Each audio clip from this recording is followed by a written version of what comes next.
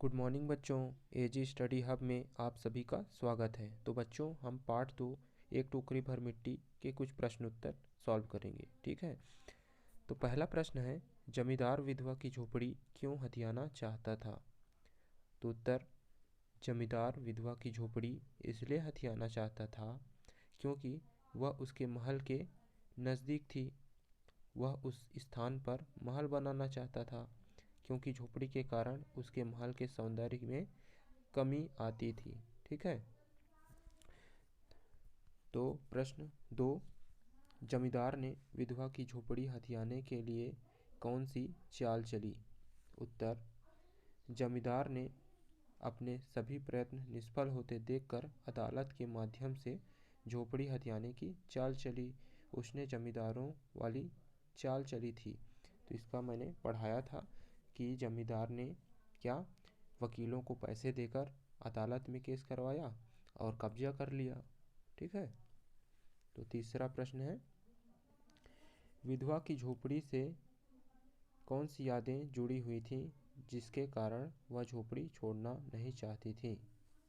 उत्तर, इस झोपड़ी में उसने पति, बेटे, बहू के साथ दिन बिताए थे। ठीक है। पहले क्या है, सब कोई साथ में रहते थे। उनकी यादें उसी झोपड़ी से जुड़ी हुई थीं। उसे झोपड़ी से मोह था।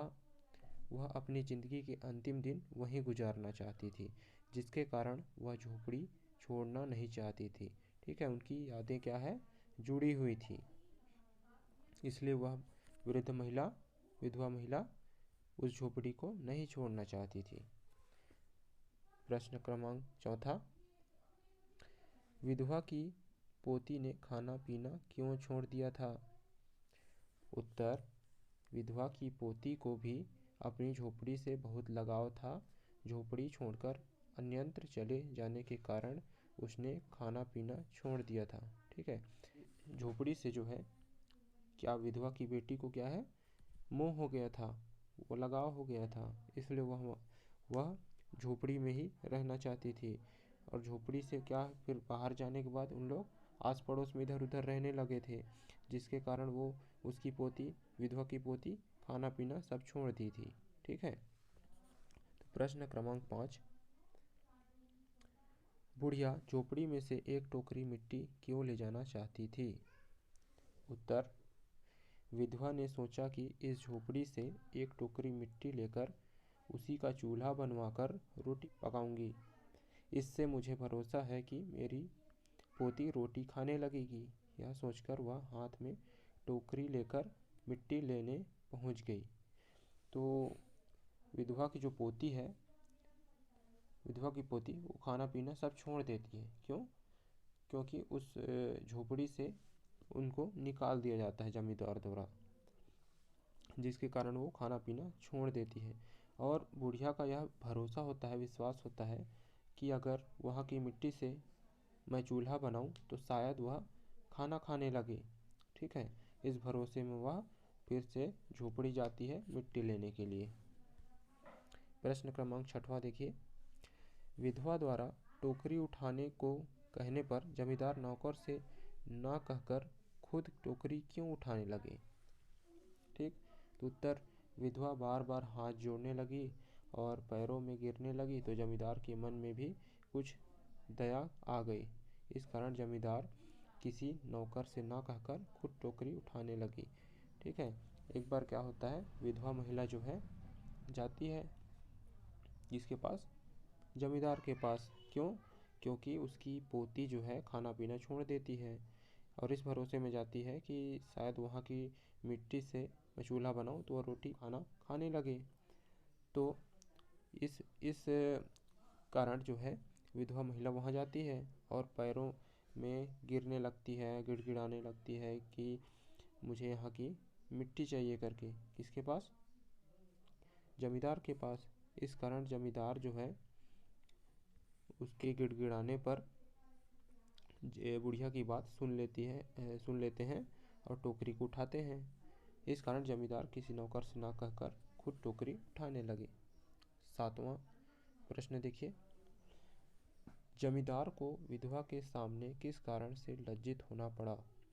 जमींदार द्वारा एक टोकरी मिट्टी का भार न उठा पाने पर विधवा कहती है कि जब आपसे एक टोकरी मिट्टी का वजन उठाया नहीं जा सकता तो इस झोपड़ी में तो हजारों टोकरियां मिट्टी पड़ी हैं, उसका भार आप जिंदगी भर कैसे उठा पाओगे। जमींदार को विधवा के सामने इसी बात के कारण लज्जित होना पड़ा। ठीक है, तो लज्जित हो जाते हैं कि उनसे एक टोकरी मिट्टी भी नहीं उठाई जाती, जिसके कारण क्या है, जमींदार को शर्म आ जाती है, लज्जित हो जाते हैं।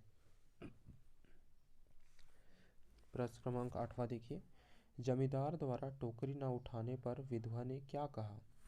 आंसर, जमींदार द्वारा मिट्टी से भरी टोकरी न उठा पाने पर विधवा ने कहा कि आपसे तो एक टोकरी मिट्टी नहीं उठाई जा रही है और इस झोपड़ी में तो हजारों टोकरियां मिट्टी हैं, उसका भार आप जीवन भर कैसे उठा पाओगे। यह बात विधवा ने जमींदार को कहा। ठीक है, क्योंकि उनसे एक टोकरी मिट्टी नहीं उठाया जा रहा था, इसलिए विधवा ने कहा कि इस झोपड़ी में तो हजारों मिट्टियां हैं, इसका भार आप कैसे उठा पाओगे, एक टोकरी तो उठाया नहीं जा रहा है आपसे। ठीक है, ऐसा विधवा बोलती है। तो प्रश्न क्रमांक 9वां, आपसे एक टोकरी भर मिट्टी नहीं उठाई जाती और इस झोपड़ी में तो हजारों टोकरियां मिट्टी पड़ी हैं, विधवा के इस कथन के पीछे क्या भाव रहा होगा। उत्तर, विधवा के इस कथन के पीछे यह भाव रहा होगा कि जब आप एक टोकरी मिट्टी नहीं उठा पा रहे हैं तो मेरी इस झोपड़ी में तो हजारों टन मिट्टी पड़ी है, अर्थात आप इस झोपड़ी को हथिया रहे हैं, इस अपराध का बोझ जीवन भर आप कैसे उठा पाएंगे। ठीक है, इसका भाव था कि इस अपराध का बोझ आप जीवन भर कैसे उठा पाएंगे कि किसी गरीब को आप इस झोपड़ी से हटा रहे हैं। ठीक है, गरीब वृद्ध को आप इस झोपड़ी से हटा रहे हैं, इसका अपराध आप जीवन भर कैसे उठा पाओगे। प्रश्न क्रमांक 10वां, अंतिम प्रश्न है आपका, इस कहानी का शीर्षक एक टोकरी भर मिट्टी क्यों रखा गया है। उत्तर, वृद्धा विधवा द्वारा एक टोकरी मिट्टी मांगे जाने पर ही जमींदार का हृदय परिवर्तन होता है। ठीक है, इस कारण कहानी का शीर्षक एक टोकरी भर मिट्टी रखा गया है। ठीक है, मेन टाइटल इसका यही है कि एक वृद्ध महिला द्वारा एक टोकरी मिट्टी मांगने पर जमींदार का जो है हृदय परिवर्तन हो जाता है। ठीक है, टर्निंग यही पास होता है कि उसका परिवर्तन चेंज हो जाता है, वो अपने स्वभाव में परिवर्तन कर लेता है। प्रश्न क्रमांक 10वां देखिए, इस कहानी का शीर्षक एक टोकरी भर मिट्टी क्यों रखा गया है। उत्तर, वृद्धा विधवा द्वारा एक टोकरी मिट्टी मांगे जाने पर ही जमींदार का हृदय परिवर्तन होता है, इस कारण कहानी का शीर्षक एक टोकरी भर मिट्टी रखा गया है। इस तरह मेरे और भी वीडियो देखने के लिए मेरे चैनल को सब्सक्राइब करें। मेरे चैनल का नाम है AJ स्टडी हब।